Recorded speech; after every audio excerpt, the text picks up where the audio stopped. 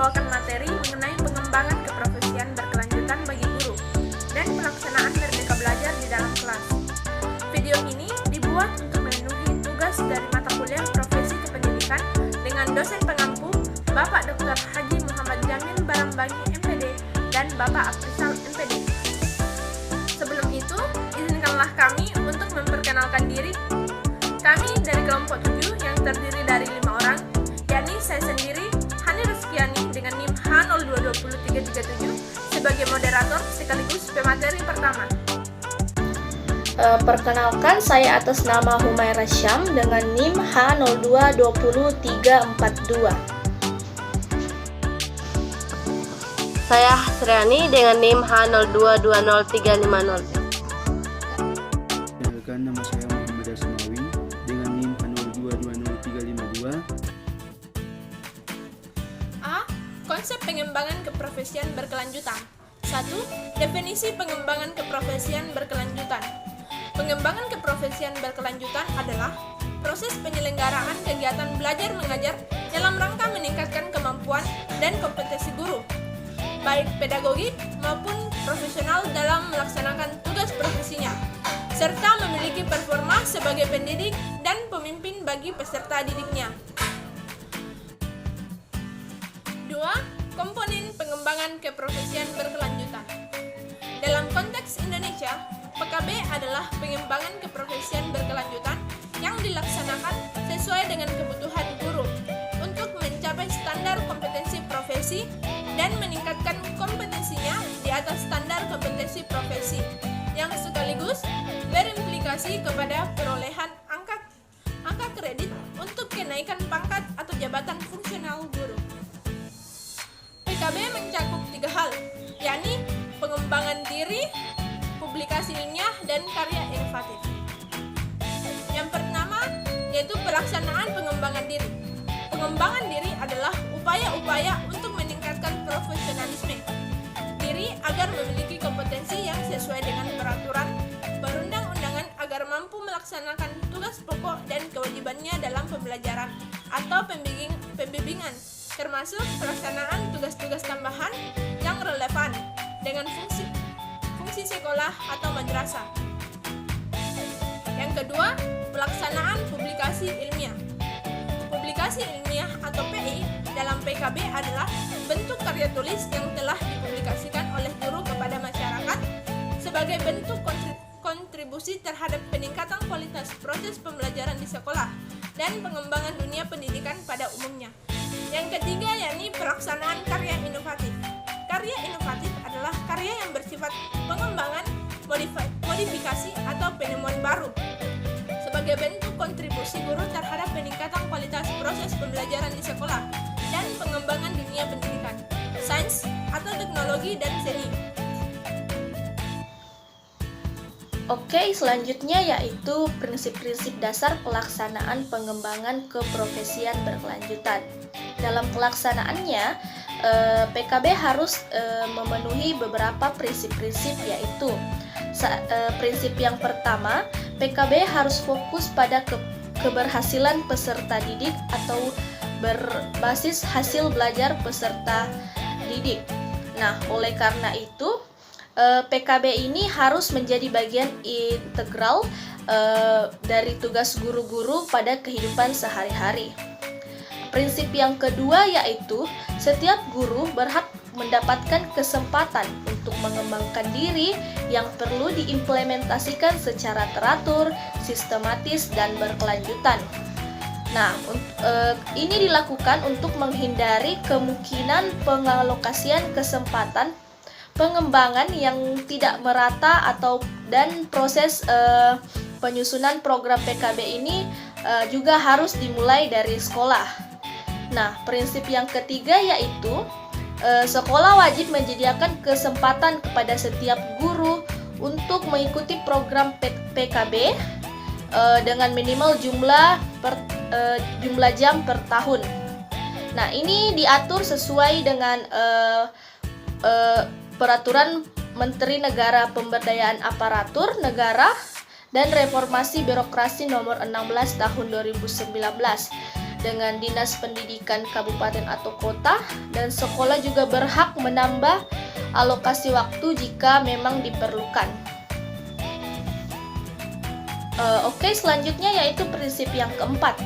Bagi guru yang tidak memperlihatkan perangkatan setelah diberi kesempatan untuk mengikuti program ini sesuai dengan kebutuhannya, maka dimungkinkan diberikan sanksi sesuai dengan ketentuan dari perundang-undangan. Nah, sanksi tersebut juga tidak akan berlaku bagi guru jika memang sekolah tidak dapat memenuhi kebutuhan guru untuk melaksanakan program PKB. Prinsip yang kelima yaitu cakupan materi untuk kegiatan PKB harus terfokus pada pembelajaran peserta didik, materi akademik, proses pembelajaran, penelitian pendidikan terkini, teknologi dan seni, serta menggunakan pekerjaan dan data peserta didik untuk meningkatkan kualitas pembelajaran yang ada. Nah, prinsip yang keenam yaitu proses PKB bagi guru harus dimulai dari guru itu sendiri. Nah, ini maksudnya yaitu untuk mencapai tujuan PKB. Kegiatan pengembangan juga harus melibatkan guru secara aktif sehingga benar-benar terjadi perubahan pada diri guru tersebut, baik dalam penguasaan materi, pemahaman konteks, keterampilan, dan lain-lain sesuai dengan tujuan peningkatan kualitas layanan pendidikan yang ada di sekolah. Selanjutnya prinsip yang ketujuh. Nah, PKB yang baik harus berkontribusi untuk mewujudkan visi, misi, dan nilai-nilai yang berlaku di sekolah dan kabupaten atau kota. Ini karena kegiatan PKB harus menjadi bagian yang terintegrasi dari rencana pengembangan sekolah dan kabupaten atau kota dalam melaksanakan peningkatan mutu pendidikan yang disetujui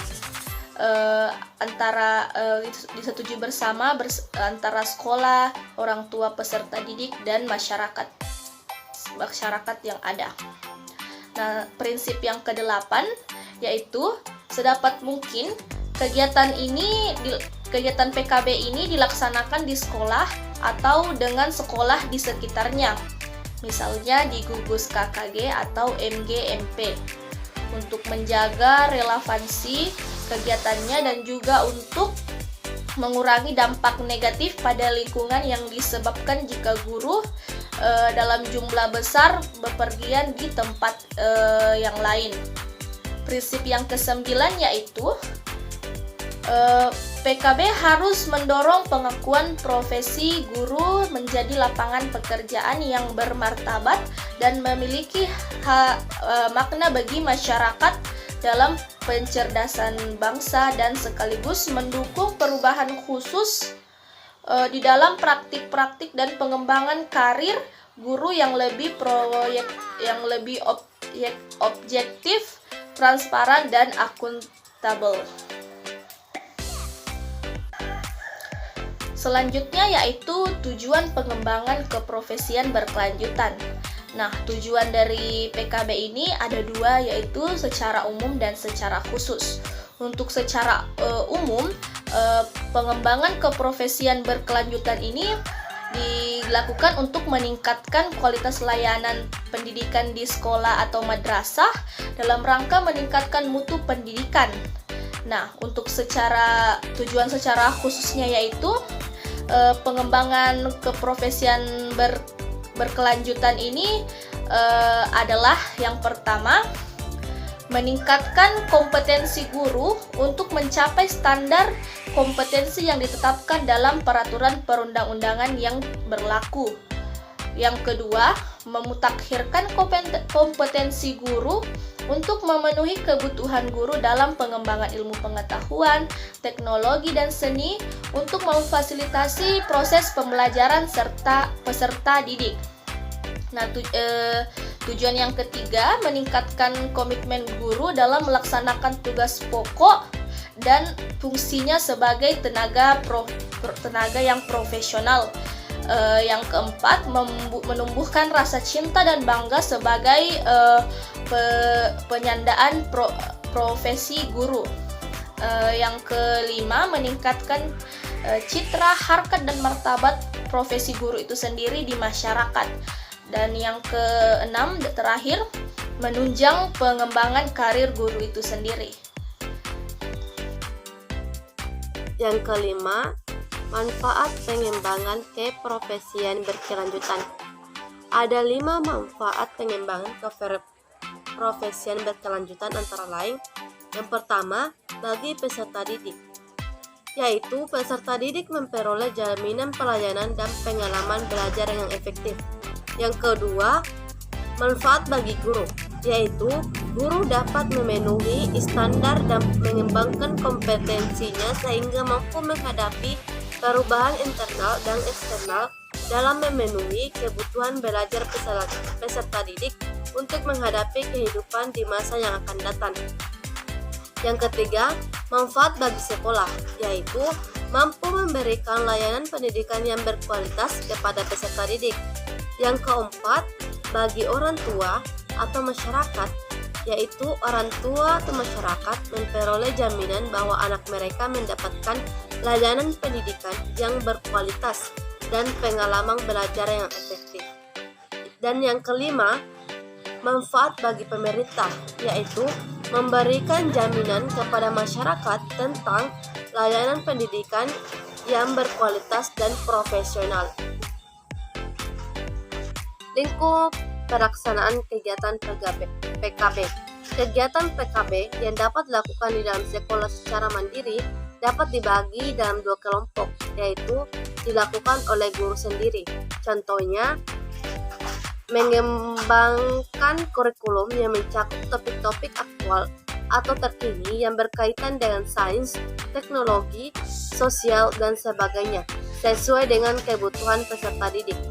Yang kedua, dapat dilakukan oleh guru bekerjasama dengan guru lain dalam satu sekolah. Contohnya, saling mengobservasi dan memberikan saran untuk perbaikan pembelajaran, serta melakukan identifikasi, investigasi, dan membahas permasalahan yang dihadapi di kelas atau sekolah. Baiklah, di sini saya akan menjelaskan pelaksanaan Merdeka Belajar di kelas. Merdeka Belajar.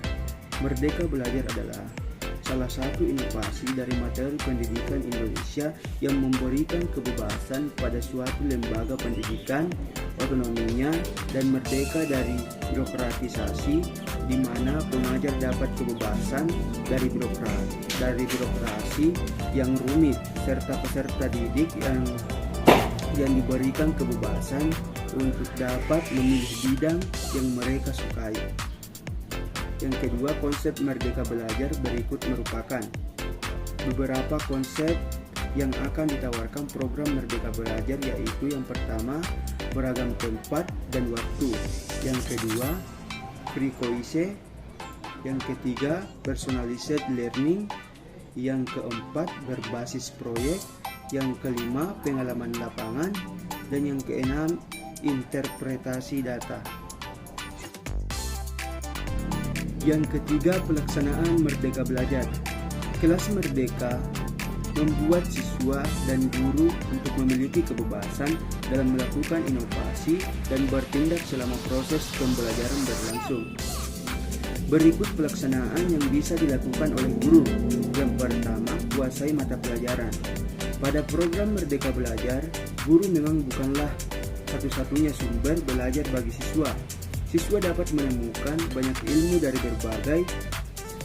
berbagai sumber seperti buku, internet, atau sumber lain yang relevan. Akan tetapi perlu diingat, ketika guru tidak menguasai materi pembelajaran, maka besar kemungkinan guru tidak akan maksimal dalam membantu siswa menguasai materi pembelajaran. Yang kedua, ciptakan suasana belajar yang nyaman. Kondisi belajar yang menyenangkan, nyaman, dan aman akan mengaktifkan bagian neokorteks otak berpikir. Guru dapat menerapkan cara yang berbeda setiap mengajar di kelas, seperti menggunakan alat peraga atau mengadakan praktik langsung di luar kelas. Yang ketiga, disiplin dan bertanggung jawab. Ketika guru dapat menerapkan sifat disiplin dan bertanggung jawab pada siswanya, maka siswa pun akan terpengaruh untuk itu. Seseorang harus memiliki sifat disiplin dan bertanggung jawab agar lebih mudah dalam meraih kesuksesan ketika memasuki dunia kerja profesional. Terima kasih.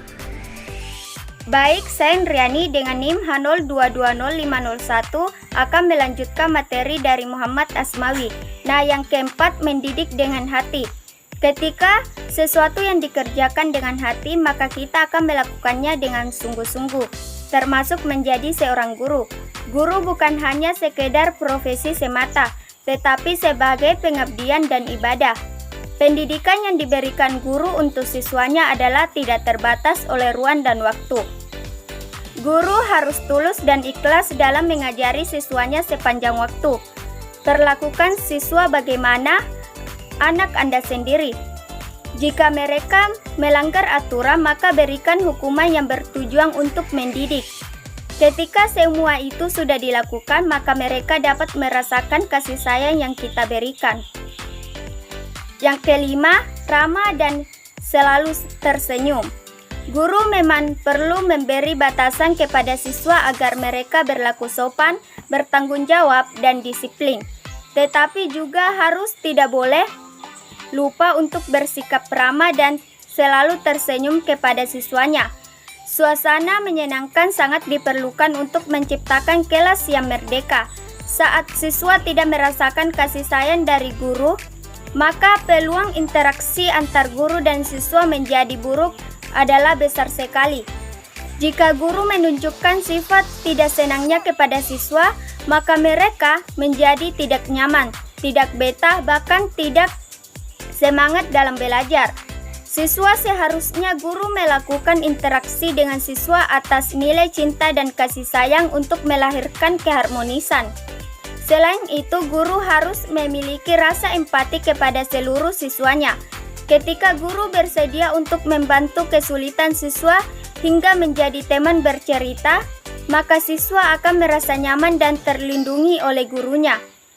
Hal ini juga bisa membantu guru membimbing siswa untuk memilih keputusan yang benar. Yang keenam, responsif. Untuk menciptakan kelas merdeka yaitu menjadi seorang guru yang responsif. Guru yang responsif bertujuan untuk memahami dan mempelajari karakter siswa.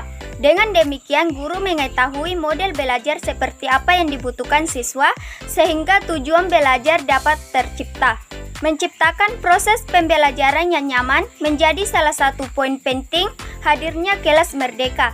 Diskusi pelajaran yang dilakukan secara bebas, baik di dalam maupun di luar kelas, akan membuat proses KBM lebih menyenangkan.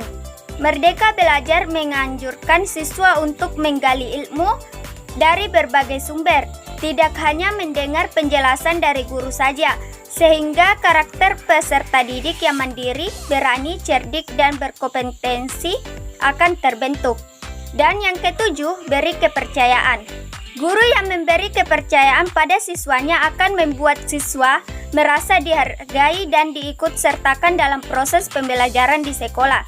Siswa akan merasa bahwa dirinya mempunyai kemampuan dan dapat diandalkan sehingga ia merasa tentang untuk memecahkan masalah secara kreatif dan inovatif. Dalam mewujudkan kelas merdeka, yang terpenting adalah sebagai guru memposisikan diri menjadi teman belajar yang menyenangkan bagi siswa, agar mereka benar-benar belajar atas kesadaran sendiri, tidak terpaksa, dan merdeka atas pilihannya. Guru juga perlu menjadi pendengar yang baik, tidak hanya sekedar mentransfer pengetahuan dan mendikte siswanya. Cukup sekian dari materi yang dapat kami sampaikan. Jika ada kekurangan, mohon dimaafkan. Wassalamualaikum warahmatullahi wabarakatuh.